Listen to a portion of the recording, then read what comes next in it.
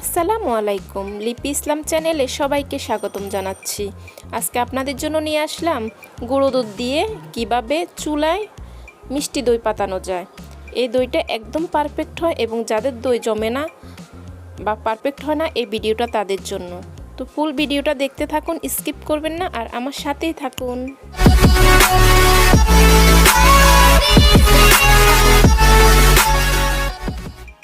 আমি আজকে 1 কাপ গুঁড়ো দুধ দিয়ে 1 কেজি মিষ্টি দই তৈরি করে দেখাবো।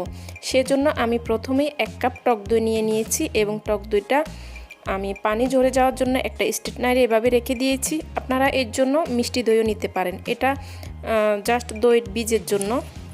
এখন আমি একটা শুকনো পাত্রে 1 কাপ গুঁড়ো দুধ নিয়ে নিয়েছি। আমি ডিপ্লোমা ব্র্যান্ডের দুধ নিয়েছি, আপনারাও চেষ্টা করবেন একটা ভালো ব্র্যান্ডের গুঁড়ো দুধ নেওয়ার জন্য। 1 কাপ গুঁড়ো দুধের জন্য আমি এখানে 2 কাপ পরিমাণ নর্মাল টেম্পারেচারে থাকা পানি দিয়ে দিচ্ছি। পানি দিয়ে আমি ভালোভাবে এখন জাস্ট পানির সাথে গুঁড়ো দুধগুলো ভালোভাবে মিলিয়ে নেব, যেন কোনো দানাদার না থাকে। এখন আমি মিলিয়ে নিয়ে আমি চুলায় বসিয়ে দিয়েছি এবং 2 টেবিল চামচ চিনি দিয়ে দিয়েছি। আপনারা মিষ্টি বেশি খেতে চাইলে আর একটু বেশি দিবেন। এক্ষেত্রে দুধটা ফুটে ওঠা পর্যন্ত আমি চুলায় রাখবো, তারপর নামিয়ে ফেলবো। এখন আমার দুধটা হয়ে গিয়েছে, আমি নামিয়ে ফেলছি। এখানে আমি ক্যারামেল করে নিব, এটা জাস্ট দইয়ের কালারের। সেজন্য আমি 3 টেবিল চামচ চিনি এবং 3 টেবিল চামচ পানি দিয়েছি। আপনারা মিষ্টি যদি বেশি খেতে চান সেক্ষেত্রে আর একটু বাড়িয়ে দিতে পারেন। চিনি এবং পানি দেওয়ার পর চুলার আঁচটা মিডিয়াম রেখে অনবরত নাড়তে হবে। আর এই দিকে যে আমি দুধটা নামিয়ে রেখেছি সেটাও কিন্তু নাড়তে হবে, না হলে উপরে সর বেঁধে যেতে পারে। এটা আসলে একটু 2 জন হলে ভালো হয়। আমি একবার চিনির ক্যারামেলটা নাড়তেছি, আবার দুধটা নিয়ে দিচ্ছি। এই যে দেখুন আমার চিনির ক্যারামেলটা হয়ে আসছে, গোল্ডেন কালার হয়ে গিয়েছে। যখন এরকম আঠালো হয়ে আসবে তখন আমার সেই দুধটা কুসুম গরম হওয়ার পরে সেখান থেকে 1 কাপ দুধ নিয়ে আমি ক্যারামেল মধ্যে দিয়ে দিয়েছি এবং ভালোভাবে মিশিয়ে নিয়েছি। এখন আমি সেই ক্যারামেলের সাথে মিলানো 1 কাপ দুধ, যে যতগুলো দুধ ছিল সেখানে আমি দিয়ে দিয়েছি। এখন আমি যে টক দই পানি জড়ানোর জন্য রেখেছি সেটা আমি দিয়ে দিব। এক্ষেত্রে এই দুধটা কুসুম গরম থাকতে হবে, একটা আঙ্গুল চুবিয়ে রাখা যায় জাস্ট এরকম হবে, বেশি গরম দুধে কিন্তু দেওয়া যাবে না।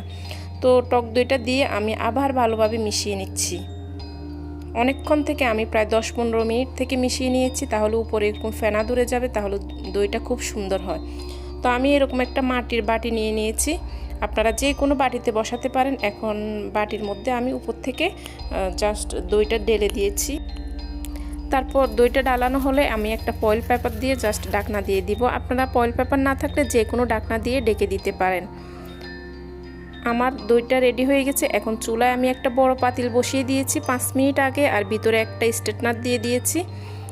তো পাতিলটা যথেষ্ট গরম হয়ে গিয়েছে। এ পর্যায়ে একদম নেবো করে আগুন দিব। আর মোটা টাইপের একটা আমি তাওয়াল নিয়েছি, তাওয়ালটা এখন বিছিয়ে দিব। এমনভাবে দিতে হবে যেন ভিতরে একদম পাতিলের নিচে লেগে না যায়, জাস্ট স্ট্যান্ডের উপর থাকে, না হলে তাওয়ালটা পুড়ে যেতে পারে।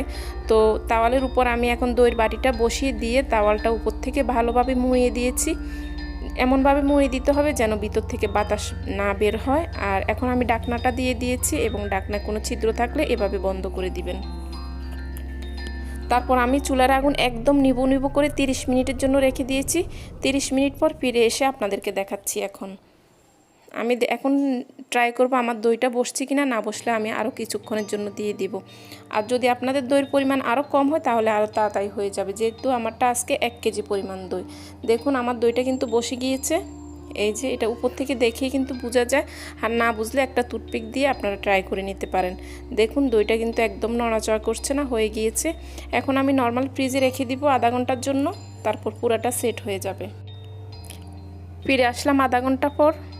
এখন আমি নর্মাল ফ্রিজ থেকে দইটা বের করে নিয়েছি। দেখুন একদম পুরাটা সেট হয়ে গিয়েছে, দেখেই বোঝা যাচ্ছে কতটা পারফেক্ট হয়েছে। এখন আমি আপনাদেরকে একটু দেখাচ্ছি। আমার ভিডিও যদি ভালো লাগে আমার চ্যানেলটা সাবস্ক্রাইব করে আমার পাশে থাকবেন। আজকে আল্লাহ হাফেজ, আসসালামু আলাইকুম।